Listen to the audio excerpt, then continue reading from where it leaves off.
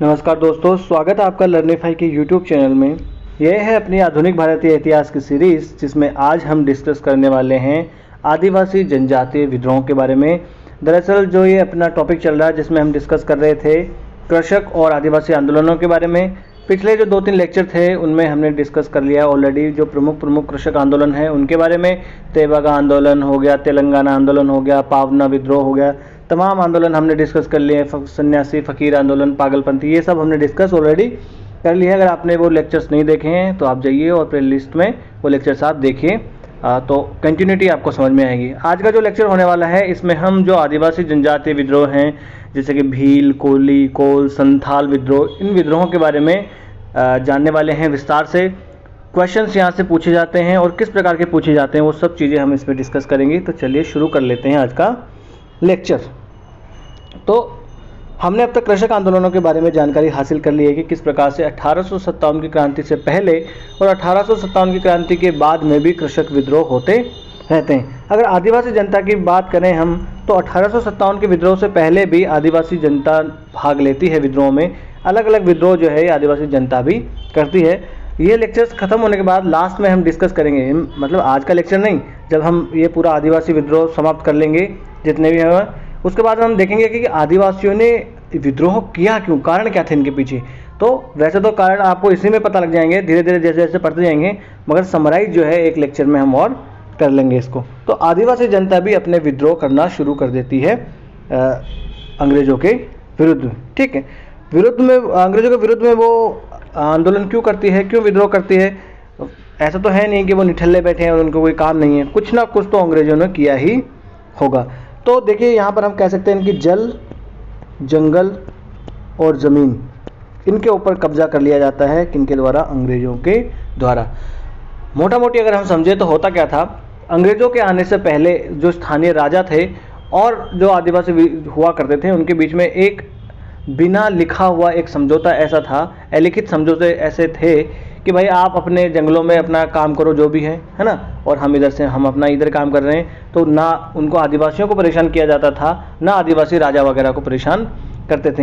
हाँ, अगर जंगल से होकर कोई रास्ता गुजर रहा है तो जो साहूकार वगैरह जमींदार हुआ करते थे वो उन जनजातीय लोगों के सरदारों को कुछ पैसा वगैरह जो भी उनके पास है कुछ दे दिया करते थे, ताकि आप जो है हमारे यहाँ से गुजरने वाले, जो आपके इलाके से जो गुजरने वाले हमारे व्यापारी वगैरह हैं उनको आप नहीं लूटेंगे। ऐसा एक समझौता उनके बीच में हुआ करता था। परंतु धीरे धीरे अंग्रेजों ने ये समझौता तोड़ना शुरू कर दिया और इसी वजह से आदिवासी विद्रोह करना शुरू कर देते हैं। सबसे पहले हम देखेंगे भील आंदोलन के बारे में कि भील जो है वो क्यों विद्रोह कर देते हैं। भील देखिए, वैसे तो अगर देखा जाए तो भील पूरे भारत में रहते हैं। अगर आप देखोगे तो राजस्थान, गुजरात हो गया, एमपी वाला क्षेत्र हो गया, इधर महाराष्ट्र वाला क्षेत्र हो गया, पूरे भारत में जो है भील रहा करते हैं। परंतु जो मराठा भूभाग हुआ करता था उस क्षेत्र में और जो खानदेश वाली पहाड़ियाँ हुआ करती थी वहाँ पर एक खूब ज़्यादा मात्रा में भील रहा करते थे। अब 1818 आते आते अंग्रेजों ने यहाँ पर अधिकार करना शुरू कर दिया, और जब अंग्रेज यहाँ पर अधिकार करना अंग्रेज शुरू कर देते हैं और वही जल, जंगल और ज़मीन आदिवासियों के ऊपर कब्जा कर लेते हैं और इन सब भीलों का सामुदायिक जीवन जो है वो अस्त व्यस्त हो जाता है। इसकी वजह से 1819 आते आते जो है ये विद्रोह करना शुरू कर देते हैं, यानी 1818 से ही ये विद्रोह तो शुरू हो जाता है भीलों का। परंतु भीलों के विद्रोह को 1819 में ब्रिटिश सेना बुलाई जाती है, और अब आप तो समझ ही सकते हैं कि भील जो है ये कैसे लड़ेंगे, कुदाल वगैरह ये सब लेके लड़ेंगे, हसिया वगैरह इनके पास जो है, तीर कमान भाले, और अंग्रेजों के पास बंदूकें हैं, है ना, तो कैसे जीत पाएंगे वो? उनके पास एक अनुशासित सेना है अंग्रेजों के पास में, इनके पास कोई अनुशासित सेना भी नहीं है। तो अंग्रेज सेना जो है भील विद्रोह को कुचल देती है और फिर इनको शांत करने के लिए सूले जो सफाई है उसे कदम भी उठाए जाते हैं। और देखा जाए तो 1818 से लेकर 1831 ईस्वी तक स्थिति जो है वहाँ पर डामाडोल ही बनी रहती है। और बाद में वहाँ के एक इनके नेता होते हैं उमाजी राजे, तो ये पुरंदर के रामोशी नेता होते हैं उमाजी राजे, इनको पकड़कर फांसी दी जाती है। इससे पहले तक तो वहाँ पर अव्यवस्था फैली ही रहती है। तो भील विद्रोह आप देख लेना 1818 से 1831 ईस्वी। प्रीलिम्स में यहाँ से क्वेश्चन बन सकते हैं, मेंस में कोई ऐसा आपको नहीं पूछेगा कि भील विद्रोह क्यों हुआ था, कारण बताइए, आदिवासी विद्रोह के कारण बताइए, ऐसा क्वेश्चन बन सकता है। वहाँ पर आपको भील विद्रोह, कोली विद्रोह, कोल विद्रोह, ये सब कोट करने के काम आएंगे कि हाँ आदिवासी विद्रोह के ये कारण थे, इसकी वजह से देखिए ये हुए। ज़्यादातर जो भी आदिवासी विद्रोह हैं उनके कारण एक जैसे ही रहते हैं। तो भील विद्रोह जो है इस प्रकार से 1818 में शुरू होकर 1831 के आसपास तक चलता है। तो सबसे पहले कौन सा आता है? भील विद्रोह। मैं जिस सीक्वेंस में आपको पढ़ा रहा हूँ ना, ये विद्रोह भी उस सीक्वेंस में ही होते जा रहे हैं कि अगर हमें क्रोनोलॉजी में लगाने के लिए पूछ ले यूपीएससी तो भी हम उसको कर पाएँ। तो भील विद्रोह, ये फोटोज में इसीलिए लगाता हूँ ताकि आपको कम से कम फोटो देख के तो याद रहे कि हाँ 1818 में ये हुआ था। चलिए, भील के बाद में एक विद्रोह होता है कोली विद्रोह। कोली अलग है, कोल अलग है, याद रखना। तो कोली भी एक जनजाति हुआ करती थी। तो कोली विद्रोह भी एक शुरू हो जाता है 1828 ईस्वी के आसपास में। कोली ये रहा कहाँ करते थे? तो जो अहमदनगर जिला है वहाँ पर ये रहा करते थे, अहमदनगर महाराष्ट्र में, है ना। महाराष्ट्र और आंध्र प्रदेश वाला जो क्षेत्र है वहाँ पर ये कोली रहा करते थे। तो वहाँ पर ये आदिवासी कबीले के लोग रहते थे और भील और कोली इनके बीच में जो है प्रतियोगिता चलती रहती है। प्रतियोगिता मतलब इनके बीच में प्रतिद्वंदिता जो है वो चलती रहती है स्थानीय रूप से। अब 1829 आते आते ये कोली जो है ये भी अंग्रेज़ों को आप कहे तो चुनौती देना शुरू कर देते हैं, परंतु जो अंग्रेज़ों की सेना है वो इनके आंदोलन को, इनके जो विद्रोह है उसको भी कुचल देती है। परंतु ये विद्रोह की चिंगारी फिर भी चलती रहती है और 1844-46 में आते आते फिर से ये भड़क उठती है जब एक स्थानीय कोली नेता को ब्रिटिश सरकार जो है वो 2 साल तक जो एक स्थानीय नेता होता है वो ब्रिटिश जो शासन है उसको 2 साल तक उसकी पूर्ण रूप से अवज्ञा करता रहता है। तो कोलियों के बारे में हमने जानना है। कोली विद्रोह बस 2-3 लाइनें आपको इसके बारे में जानना है, कहाँ हुआ था और कब हुआ था। तो ये 1828 के आसपास में कोली विद्रोह होता है और भील विद्रोह 1818 में होता है। तो भील के बाद में कोली विद्रोह शुरू होता है। ये हमने जानकारी हासिल इसमें कर ली है। कारण इसके सब सेम ही है, जल जंगल ज़मीन के ऊपर हमला, ठीक है। उसके बाद में आता है कोल विद्रोह। कोल विद्रोह 1831 में शुरू होता है। तो देखिए ऐसे विद्रोह वगैरह की कोई एग्जैक्ट डेट वगैरह नहीं होती, है ना। तो आप तो समझो कि कोलियों के बाद में कोल विद्रोह शुरू होता है। अब ये कोली लोग कहाँ रहते थे? सबसे पहले तो ये बिहार और उड़ीसा वाला जो क्षेत्र है जिसमें छोटा नागपुर और सिंहभूम वाला जो क्षेत्र आता है वहाँ पर ये कोल लोग रहा करते थे। अब आप कहोगे सर ये छोटा नागपुर वगैरह कहाँ है? तो देखिए ये है हजारीबाग का प्लेटू यानी पठार और ये है छोटा नागपुर का पठार। तो ये वाला जो क्षेत्र है यहाँ है छोटा नागपुर का पठार और ये उड़ीसा वाला ये क्षेत्र यहाँ पर सिंहभूम जिला भी है ना। तो यहाँ पर ये लोग रहा करते थे कोल लोग, ठीक है। और ये सदियों से यहाँ पर रह रहे थे आदिवासी लोग, है ना। वैसे भी इनको तो नेटिव लोग माना जाता है कि मूल जो लोग हैं वो आदिवासी लोग ही हैं। आदि का नाम ही है कि जो शुरू से रह रहा हो, है ना। तो ये रहा करते थे छोटा नागपुर और सिंहभूम वाले क्षेत्र में। अब अंग्रेज यहाँ पर धीरे धीरे आने लगे और अंग्रेज जब यहाँ पर अपने पैठ बनाने लगे तो अंग्रेज अपने कानून यहाँ पर थोपने लगे। जब अंग्रेज यहाँ पर अपने कानून थोपेंगे तो जो कबीले के पुश्तैनी सरदार हुआ करते थे उनकी सत्ता तो संकट में पड़ जाएगी ना भाई। पहले तो वहाँ के राजा कौन हुआ करते थे? वो सरदार ही थे, परंतु अब उन सरदार के ऊपर भी कोई सरदार आ गया, वो सरदार कौन? अंग्रेज। तो अब उन सरदारों को लगा कि भाई अपनी सत्ता तो जा रही है ना। उधर साथ ही साथ जो बाहरी लोग आ रहे थे, है ना, छोटा नागपुर वाला और इस क्षेत्र में बाहरी लोग आ के बस जा रहे थे, जो साहूकार थे और जमींदार लोग थे, ये लोग वहाँ पर आ के बसते जा रहे थे और लगान पर ज़मीनें उठाते जा रहे थे। तो जो जिस ज़मीन पर पहले इनका कब्जा हुआ करता था वहाँ पर अब ये साहूकार और सौदागरों का कब्जा होना शुरू हो गया। तो इस चीज़ से भी उनको परेशानी आई। तो वही बात, जल जंगल और ज़मीन पर के ऊपर और जंगल के ऊपर इनके ऊपर हमला होने लगा, है ना। इसलिए जो आदिवासी लोग थे उनको बेदखल किया जाना शुरू कर दिया गया, है ना। क्योंकि ये लोग का लगान वगैरह भी ठीक से नहीं देते थे, कम लगान तो अधिक लगान पर, और स्थायी रूप से बसे हुए लोगों को अंग्रेज पसंद किया करते थे, है ना, ताकि उनको अधिक से अधिक मात्रा में क्या बस मिल सके, लगान उनको मिल सके, राजस्व उनको प्राप्त हो सके, है ना। साथ ही साथ अगर कोई अस्थायित्व हो रहा है आपके राज्य में तो वो सीधे सीधे आपकी सत्ता को चुनौती है ना। इसलिए इनकी जगह पर साहूकार वगैरह को वहाँ पर तवज्जो दी जाने लगी। इसकी वजह से ये परेशानी में आ जाते हैं। जो सूड लोग थे, सूड का मतलब होता है जो बाहरी सौदागर और सूदखोर हुआ करते थे उनको सूड कहा करते थे। देखिए यूपीएससी इसी प्रकार के क्वेश्चन को पकड़कर, शब्द को पकड़कर क्वेश्चन बनाती है। यूपीएससी दे देगी एक बार सूड ये क्या थे, तो नीचे दे देगी बाहरी सौदागर और आदिवासी, मध्यकाल में व्यापारी, राजाओं के काम करने वाले महत्वपूर्ण अधिकारी, इस प्रकार से कोई ना कोई आपको स्टेटमेंट दे देंगी। जैसे यूपीएससी ने अभी शायद 2022 या 23 में एक क्वेश्चन पूछा, उलगुलन ये किससे जुड़ा हुआ है, तो वहाँ पर बहुत सारे दे दिए गए। तो ये देखिए उलगुलन जुड़ा हुआ है मुंडा जो विद्रोह हुआ था उससे, तो मुंडा उलगुलन है ना। हम जब पढ़ेंगे तो मुंडा उलगुलन के नाम से ही पढ़ेंगे। जब मैंने क्वेश्चन देखा तो मुझे लगा भाई ये क्या क्वेश्चन है, मुंडा उलगुलन ही है, वो तो मुंडा उसमें लगा दिया। मगर कुछ लोगों जिन्होंने एनसीईआरटी नहीं पढ़ी या कुछ बुक्स नहीं पढ़ी स्टैंडर्ड, तो उलगुलन का शब्द से वो कंफ्यूज हो गए। अब देखिए किसी एक बंदे ने कमेंट किया, किसी एक बच्चे ने, कि सर आप तो सीधा सीधा कॉपी पेस्ट कर रहे हो उसकी शेखर बंदोपाध्याय की किताब का। तो देखिए ये शुरू होने से पहले मैंने बताया था कि मैं क्या स्टैंडर्ड रखने वाला हूँ। मैं रखने वाला हूँ एनसीईआरटी, साथ ही साथ शेखर बंदोपाध्याय की प्लास्टिक टू पार्टीशन। क्यों? और मेरे पास एक दो बुक है। क्यों? क्योंकि क्वेश्चन कहाँ से बन रहे हैं हमें वहाँ से लेने हैं। हमें कॉपी पेस्ट से क्या मतलब है, हमें तो जहाँ से क्वेश्चन आ रहे हैं उससे मतलब है ना। आपको क्या मतलब है मैं कहाँ से पढ़ा रहा हूँ या कहाँ से नहीं पढ़ा रहा हूँ? आपको मतलब इससे होना चाहिए कि जो मैं पढ़ा रहा हूँ क्वेश्चन वहाँ से बन रहे हैं और अच्छे से वो समझ में आए हमको चीज़ें, है ना।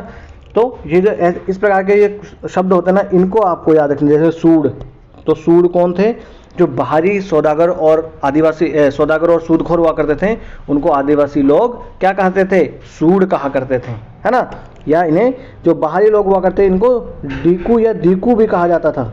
याद रखना इस प्रकार के शब्द, ठीक है। अब इन सूदखोरों को धीरे धीरे भूमि का हस्तांतरण किया जाने लगा। इसकी वजह से एक जन विद्रोह वहां पर जन्म ले लेता है। आदिवासियों की न्याय की पुकार देख के कोई सुनता नहीं है। अधिकारियों के पास जाते हैं, अंग्रेजों के पास, कोई इनकी बात सुनता नहीं है।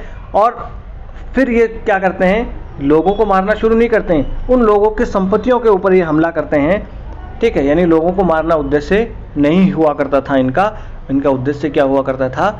जो भी संपत्तियां हुआ करती थी उन पर तो लूट मार ये किया करते थे। और ये लूट मार ही इन किसानों के विरोध के एक अलग इनका एक ढंग हुआ करता था, है ना।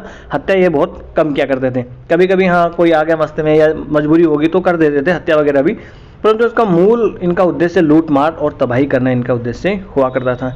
और देखते ही देखते छोटा नागपुर के क्षेत्र से ऐसा लग रहा था कि ब्रिटिश राज का तो कुछ समय के लिए सफाया ही हो जाता है। उसके बाद में ब्रिटिश सेना को बुलाना पड़ता है और इस उथल पुथल को कुचला जाता है और व्यवस्था फिर से वहाँ पर स्थापित की जाती है अंग्रेज सेना के द्वारा, है ना। तो ये हमने देख लिया कोल विद्रोह के बारे में। तो हमने देख लिया भील विद्रोह, हमने देख लिया कोली, फिर हमने देख लिया कोल विद्रोह, ठीक है साहब। अब एक महत्वपूर्ण विद्रोह आ जाता है, वो है संथाल विद्रोह। अब देखिए इस संथाल विद्रोह को मैंने बोला था ना, ऐसा कुछ शब्द आपको याद रखने। इस संथाल विद्रोह को संथाल हूल भी कहते हैं। तो कल को आपको वो बोल देगा हूल ये किससे जुड़ा हुआ है? संथाल विद्रोह से, कोल विद्रोह से, मुंडा विद्रोह से, है ना। तो हूल भी दे देगा संथाल विद्रोह की जगह। तो हूल हुआ करता था संथाल विद्रोह, जो 1855 या 56 आप कह सकते हैं, 1855-56 में इसकी शुरुआत होती है संथाल हूल या संथाल विद्रोह की, ठीक है। और ये सबसे प्रभावशाली आंदोलन इसको माना जाता है उस काल में।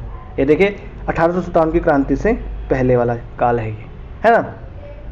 ये हुआ का था।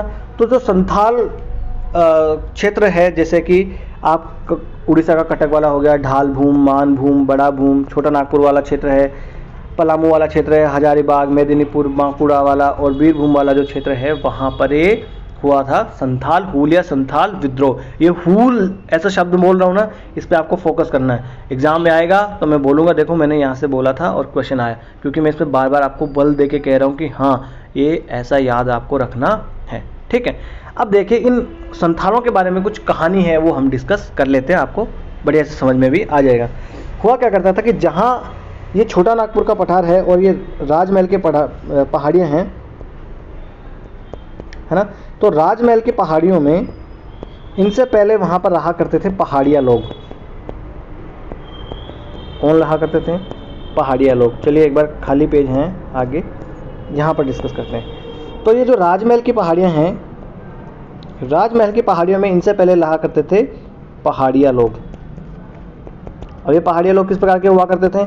ये वही स्लैश एंड बर्न यानी कि झूम खेती किया करने वाले होते थे और ये अपने जीवन निर्वाह के लिए खेती करने वाले होते हैं, कबीले में रहते हैं। तो ये लोग जो है अंग्रेज़ों के लिए लाभकारी साबित नहीं होते थे। क्यों? क्योंकि ये एक तो स्थायी खेती नहीं करते थे, जब स्थायी खेती नहीं करेंगे तो अंग्रेज़ों के पास राजस्व कहाँ से मिलेगा, और जब ये स्थायी खेती नहीं करेंगे तो अंग्रेज़ों के पास निर्यात के लिए कच्चा माल कहाँ से मिलेगा, है ना। तो इस प्रकार से इन पहाड़ियों लोगों की वजह से परेशान आ जाते हैं कौन, अंग्रेज लोग। अब इन राजमहल की पहाड़ियों में इन पहाड़ियों की जगह पर बसाया जाता है अंग्रेज़ों के द्वारा लाकर किसको, संथाल लोगों को, संथाल लोगों को लाकर बसाया जाता है ना। तो ये संथाल वास्तविकता में वहाँ के नहीं थे जहाँ की राजमहल की पहाड़ियाँ। ये अपने जो गीत हैं उनमें भी कहते हैं कि हम अपने जो दामने को है, दामने जो कोह है, इस दामने कोह की हम बहुत सालों से हमें जो है वो इंतज़ार था, और अब आके इन पहाड़ियों में आके हमको वो मिला है और आखिरकार हमें अपनी मंजिल मिल गई। ऐसा संथाल लोग अपने गीतों में भी लिखते हैं। तो ये अंग्रेज़ों के द्वारा लाकर बसाए गए थे इन पहाड़िया लोगों के क्षेत्र में, है ना। तो ये कुदाल वगैरह का इस्तेमाल किया करते थे पहाड़िया लोग। ये एनसीईआरटी में ऐसा लिखा हुआ, इसलिए मैं आपको बता रहा हूँ, क्योंकि क्वेश्चन बनेगा एनसीईआरटी से बनेगा। तो ये कुदाल वगैरह का, और संथाल लोग जो है ये हल का इस्तेमाल किया करते थे। और क्या करते थे संथाल लोग, ये स्थायी खेती किया करते थे। आसपास के जंगलों को साफ करके खूब मात्रा में ये स्थायी खेती करना शुरू कर देते हैं। अंग्रेज़ों को राजस्व मिलना शुरू हो जाता है। थोड़े दिनों तक तो संथाल लोगों को भी अच्छा लगता है, क्यों, क्योंकि इनको ज़मीन वहाँ पर दी गई, खेती करने के साधन दिए गए और इनसे खेती भी करवाएगी। बड़े बड़े गांव इनके बस के संथाल लोगों के। परंतु बाद में संथाल लोगों को समझ में आया कि जो हमारे साथ हो रहा है ये तो गलत हो रहा है ना। कैसे कि राजस्व हमसे अधिक मात्रा में वसूल किया जा रहा है, हम तो पूरे कर्जदार हो गए हैं साहूकारों के और सूदखोरों के। तो फिर ये अंग्रेज़ों से गुहार लगाना शुरू करते हैं कि भाई साहब आपने ये क्या किया, हमारे साथ गलत हो रहा है, हमारी सुनवाई करो। परंतु इनकी कोई बात सुनी नहीं जाती है। तो फिर सिद्धू और कानू ये दो भाई होते हैं। ये सिद्धू और कानू जो हैं ये विद्रोह का बीड़ा उठाते हैं और अंग्रेज़ों से लड़ना ये शुरू करते हैं।